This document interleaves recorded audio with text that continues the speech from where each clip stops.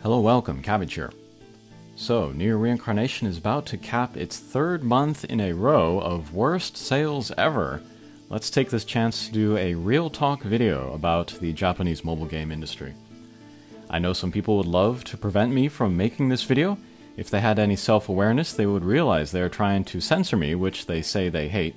And of course, their understanding of the concept is still incorrect, but in any case, they have no power to tell me what to do, so let's plow ahead. But yeah, third month in a row of worst sales ever. Not even summer bikinis or a friggin' Final Fantasy collaboration registered a blip, which is a bad sign, and no one can deny that.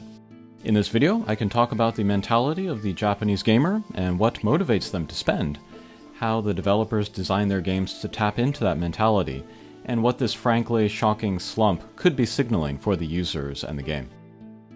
As always, I will caution that Nier Reincarnation is an unusual game in the industry. It has some aces up its sleeve where none of this might matter. And I won't be talking about the global side in this video because we're insignificant in the big picture. As JP goes, so goes global. We're just along for the ride, so let's enjoy it. First, some context. After the blockbuster first half year, Nier Reincarnation has never been a high-earning game. I think you could say it's never been a medium-earning game. Its revenue has generally been niche game level, and that's fine. Games exist that can survive on that, and as I've pointed out in my Shutdowns of Japanese Mobile Games series, I'll link to that below, Nier Reincarnation made a lot of frugal design choices before launch, and hired young to keep costs down. But, compared to the game's low-end average monthly revenue, these last 3 months are 25% lower than that. Again, even with swimsuits, even with Final Fantasy, which typically perform like Black Friday. If those things will not move the numbers, then something more serious is going on. So, what's happening?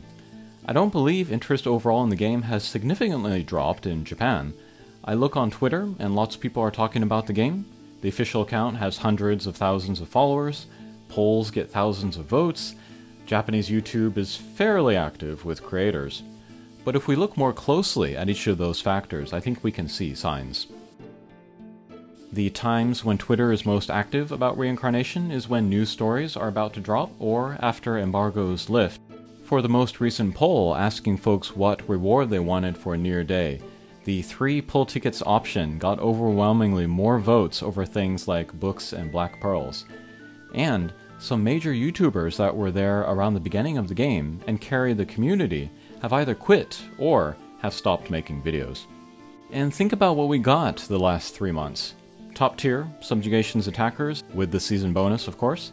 Top tier agility snipers for Arena in Shadowbound Priet and Summer Noel. A meta-defining costume for Arena so obviously powerful that we all knew it immediately in Summer Yuri. And again, the Final Fantasy collaboration, and none of it translated. Something is wrong. What all of this tells me is that the hardcore segment of the game population is shrinking, either quitting the game outright or downgrading the spending/playing to dolphin or free-to-play levels. And the hardcore population is who wails out on banners, which is what truly supports the game. Passes or subscriptions or whatever aren't going to do jack at the 15% adoption rate I see in the polls that I conduct. The game is relatively popular, but it is not bringing in revenue. Let's consider why. Outside of scandals and the community being angry at a game, which is not going on now, there are a few main possibilities here why a game would not bring in revenue. One, the game is too generous, so players can get just everything they want as free-to-play, leaving them no reason to spend. Or two, the game is not rewarding enough to play. There is no content in which to use new release characters. There is no reward worth chasing through gameplay, leaving users no reason to spend. Or 3, user-side power creep is so extreme and so constant that whales are getting fatigued. I think it's a mix of all 3, it just depends on your playstyle, but everyone is affected. And of course, there are collectors that will just pull for the looks or the nostalgia of characters, but as we've seen the last 3 months, they are not contributing much now. And this is a rhetorical question because comments are off, but does anyone feel that the game is overly generous with premium currency? I'm guessing everyone said no, and I agree. but I think the game is generous enough in all of the other ways, including game difficulty, that it doesn't really push 95% of players to spend heavily, if at all. This has been a characteristic of the game from launch, and if you are the type of player that just wants to enjoy the story, which is the main draw of the game, time and persistence will get you through it. Moving on to the unrewarding aspect of the game, what I mean there is, again, depending on the type of player you are, the high difficulty content is going to appeal to higher or lower degrees. Maxing out the Blackhorn weapons is cool, and I recommend it, but user-side power creep has gotten to the point, or it did, last year, where we can get full auto SSS clears and subjugations, skip the rest of the season, and max out all of the Blackhorn weapons in a matter of months. Level 100 for the weapons does exist, but the benefits there are small enough that they're easy to skip, not to mention that the most popular PvP arena team, the triple tank team, doesn't need Blackhorn weapons at all. And speaking of PvP, they still haven't updated their rewards since launch, and if special events come around like Arena Showdown or Aces of the Arena, the best rewards are community rewards, so we don't even have to compete. How is that going to motivate me or 95% of players to go for plus scores and subjugations, or spend money? And finally, there is the third reason, which in addition to a bunch of other whales, drove off Mihaya, one of the top JP YouTubers, and that is fatigue brought on by power creep. The developers have been pretty aggressive with new release power creep all this year, and stretching back into the last year, especially with element-specific attackers. I'm okay with large jumps in power creep if they are once in a while and it's like a big event that we can all get excited about, but with Nier Reincarnation, almost every release is the new best at something, and it's hard for whales to keep up, to say nothing of dolphins and free-to-play users. And I think that is the biggest part of why sales have tanked. The non-spenders are still engaged, but the whales are turned off. Japanese mobile game users are savvy, and they can tell when developers are putting on the squeeze. If handled right, folks will go along with it in a way that only the Japanese can, but they really have to feel like that they are spending on something that is worth it. It's not enough for the characters that they pull to be strong.